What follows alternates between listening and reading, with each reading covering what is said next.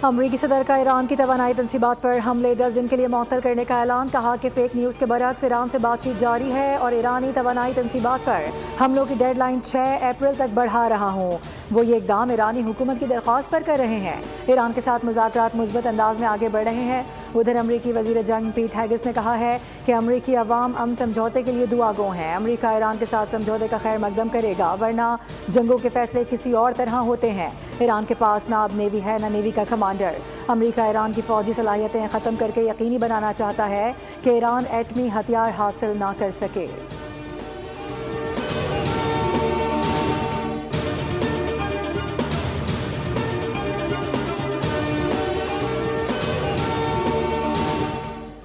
Iran ने 15 नुकाती अमरीकी तजावीज़ का बाज़ाब्ता जवाब भिजवा दिया। ईरानी खबर रसाई एजेंसी के मुताबिक ईरान ने सालिसकारों के जरिए गुज़श्ता रात तजावीज़ का जवाब भिजवाया। ईरान अब अमरीका के रद्द अमल का इंतज़ार कर रहा है। सीनियर ईरानी ओहदेदार का कहना है कि ईरान ने अमरीकी तजवीज़ का जायज़ा लिया जो पाकिस्तान के जरिए पहुँचाई गई। सिफारतकारी का अमल रुका नहीं।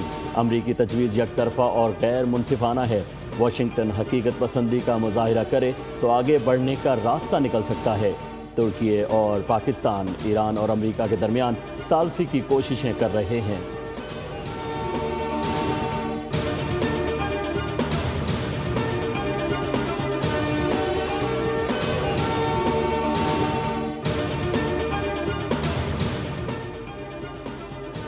मुज़ाकरात में पेशरफ के बावजूद भी ईरान पर जारी क़ुम में रिहायशी इमारत पर बमबारी से 6 अफराद शहीद हो गए। तेहरान, तब्रेज़, अरोमिया और दीगर मकामात पर भी हमले किए गए।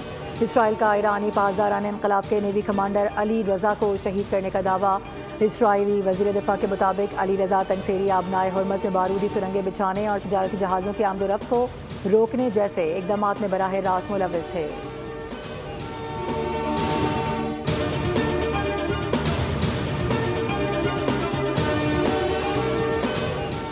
ईरान की इसराइल पर मिसाइल हमलों की 83वीं लहर। अमरीकी अड्डों और इसराइल पर तवील फासले तक मार करने वाले मिसाइलों और मल्टी वॉरहेड हथियारों से हमला।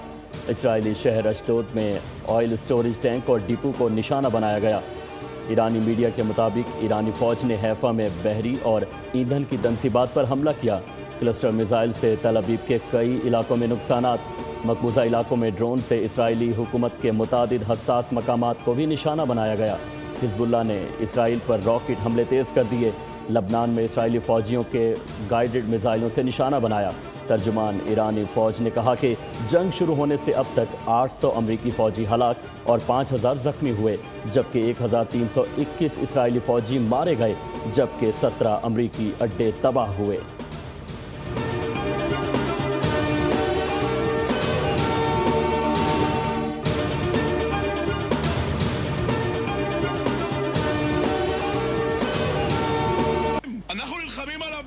או שתגידו שאתם לא מסוגלים לטפל באירוע הזה ותשחררו אותנו, או שתעשו מה שצריך כבר, ריבונו של עולם. हर चीज़ तबाह हो गई है मगर कोई भी मुल्क इसराइल का साथ देने को तैयार नहीं। हिज़्बुल्लाह के हाथों तबाही का जिक्र करते इसराइली मेयर ज़ारो कतार रो पड़ा। कहा कि हिज़्बुल्लाह जीत गई। गुस्से में भरे इसराइली मेयर ने हकीकत जाहिर की। मेयर का मगरबी ममालिक को पैगाम, कहा कि तस्लीम कर लो कि तुम इस सूरत हाल से नहीं निमट सकते। इसराइल का एक शहर तो सफ़ाई हस्ती से ही मिट चुका है। 2/3 शहरी अपने घर छोड़ चुके हैं। सड़कों पर गड़े पड़े हुए हैं, कोई ठीक करने वाला नहीं। शहरियों को ज़र्रा बराबर तहफ़्फ़ुज़ हासिल नहीं।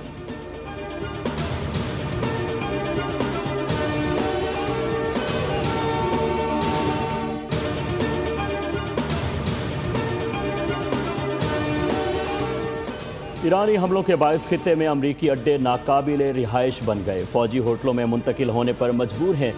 अमरीकी अखबार न्यूयॉर्क टाइम्स के मुताबिक इस सूरत हाल के बाद ज़मीनी फ़ौज का बड़ा हिस्सा अमली तौर पर रिमोट अंदाज में जंग लड़ रहा है, जबकि सिर्फ लड़ाका तैयारों के पायलट्स और तैयारों की देखभाल करने वाला अमला फ़ौजी अड्डों पर मौजूद है। फ़ौजियों को आर्जी जगहों पर मुंतकिल करने से ट्रंप इंतज़ामिया की जंगी तैयारियों पर सवालात उठने लगे। खित्ते में अमरीकी फ़ौज के ज़ेर इस्तेमाल 13 फ़ौजी अड्डों में से अक्सर काबिल रिहाइश नहीं। कुवैत के पोर्ट शुएब पर ईरानी हमले में अमरीकी फ़ौज के एक टेक्टिकल ऑपरेशन सेंटर को तबाह किया गया था, जिसमें 6 अमरीकी एहलकार हलाक हुए थे।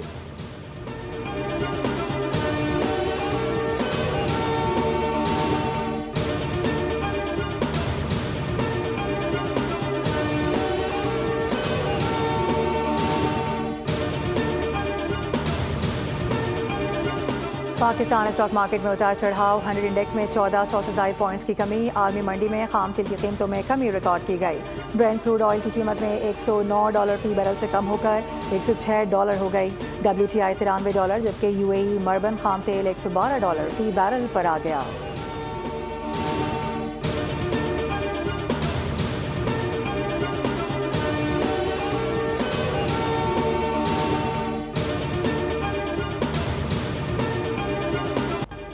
पाकिस्तान फिर मरकज़ निगाह बन गया। ईरान और अमेरिका जंग के खात्मे के लिए सालिसी का किरदार अदा करने पर ट्रंप और उनके वज़रा की पाकिस्तान की तारीफ। ट्रंप ने वज़ीर आज़म शहबाज शरीफ को नाइस मैन करार दिया।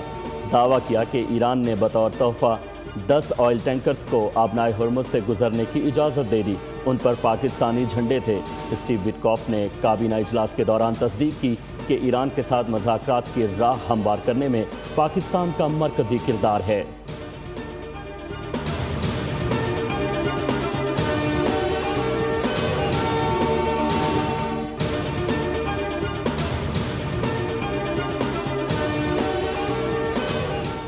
ईरानी कौम की 25 रोज़ा जद्दोजहद रंग ले आई। तारीखी फतह मिलने वाली है। मौके को हाथ से जाने नहीं देंगे। कोई भी ईरान और ईरानी अवाम को अल्टीमेटम जारी नहीं कर सकता।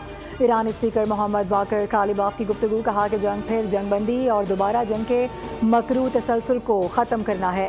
ईरानी सदर मसूद पज़ेश्कियान सोशल मीडिया पर बयान में बोले कि रूसी सदर और अवाम के पैगामात ने हमें हौसला दिया है।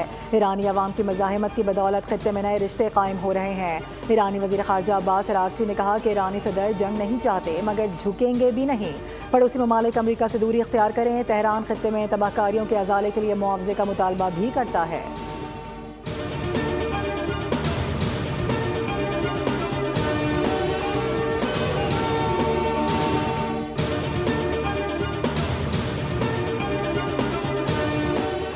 वज़ीर आज़म शहबाज शरीफ का चंद घंटे का दौरा कराची। शहरी रहमान की रिहाइशगाह पहुँचे। साहबजादी के इंतकाल पर ताज़ियत और फातह खानी की।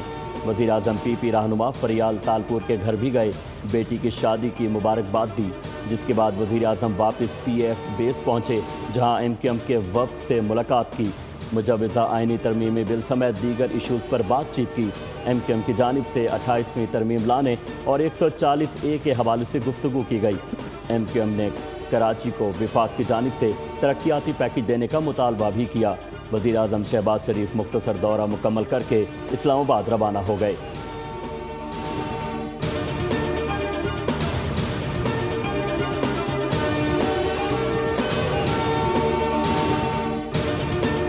वज़ीर आज़म शहबाज शरीफ ने गवर्नर सिंध निहाल हाशमी को हिदायत की है कि MQM पाकिस्तान को किसी किस्म की शिकायत नहीं होनी चाहिए। वफ़द को ये यकीन दहानी कराई गई है कि वफाक की जानिब से कराची के तरक्याती मनसूबों पर काम जारी रहेगा। वज़ीर आज़म से मुलाकात करने वाले वफ़द में चेयरमैन खालिद मकबूल सिद्दीकी, सीनियर रहनुमा मुस्तफ़ा कमाल, फैसल सब्ज़वारी, अमीनुल हक, फारूक सत्तार और साबिक गवर्नर कामरान खान टिसोरी भी शामिल थे। मुलाकात की अंदरूनी कहानी के मुताबिक फारूक सत्तार ने वज़ीर आज़म से कहा कि हमारा एक रुकन वापस कर दिया गया है, जिस पर शहबाज शरीफ ने कामरान टिसोरी की तारीफ़ की। MQM के आर्टिकल 140A की तशरीह पर तहफ़्फ़ुज़ात दूर करने के लिए आइंदा हफ्ते इस्लामाबाद में इजलास तलब कर लिया।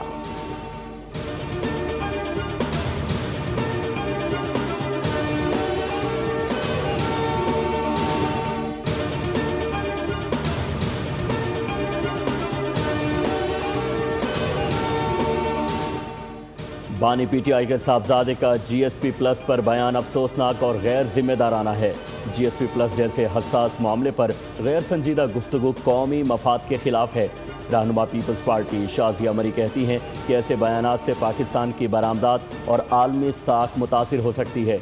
मुश्किल वक्त में सदर जरदारी ने पाकिस्तान खप्पे का नारा लगाकर इत्तेहाद का पैगाम दिया। PTI एक फ़र्द की खातिर मुल्क की सियासत और आलमी सतह पर पाकिस्तान की साख को नुकसान पहुंचा रही है।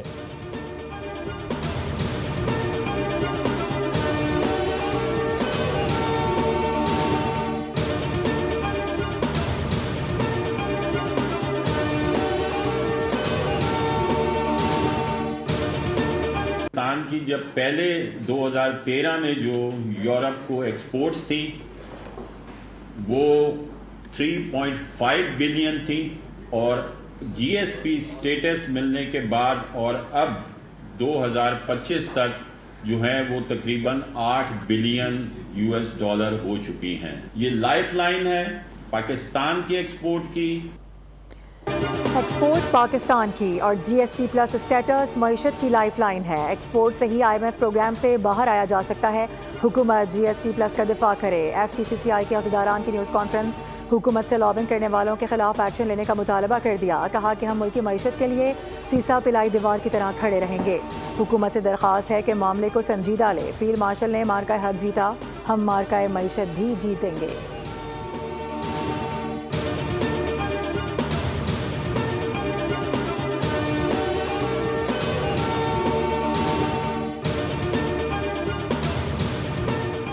कराची के इलाके गुलबहार में ATM तोड़ने की कोशिश नाकाम। पुलिस ने मुलजिम को गिरफ्तार कर लिया।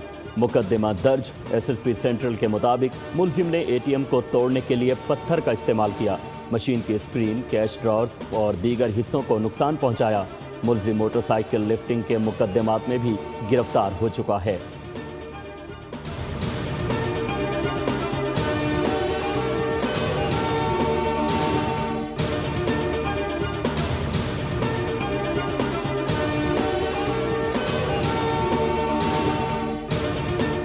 गिलगित के मुख्तलिफ इलाकों में ज़लज़ले के झटके। स्कर्दू, पतन, बालाकोट और मुल्हिका इलाकों में ज़लज़ला महसूस किया गया। ज़लज़ले की शिद्दत 5.4 और गहराई 12 किलोमीटर थी। ज़लज़ले का मरकज़ गिलगित से 84 किलोमीटर शुमाल मशरिक में बताया गया है।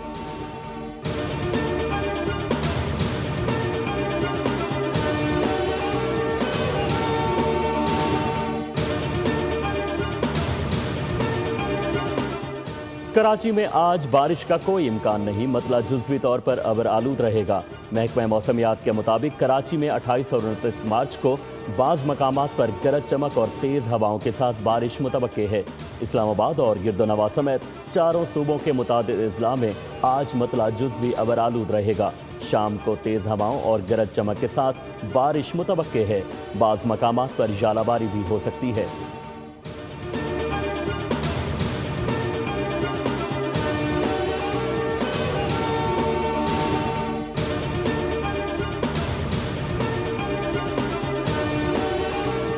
मुत्तहिदा अरब इमारात की कई रियासतों में तूफ़ानी बारिशें। कई इलाकों में पानी जमा हो गया। दुबई पुलिस ने अवाम को हिदायत की है कि बाज़ इलाकों में जालाबारी और हद निगाह में कमी का खदशा है, इसलिए गैर ज़रूरी सफ़र ना किया जाए।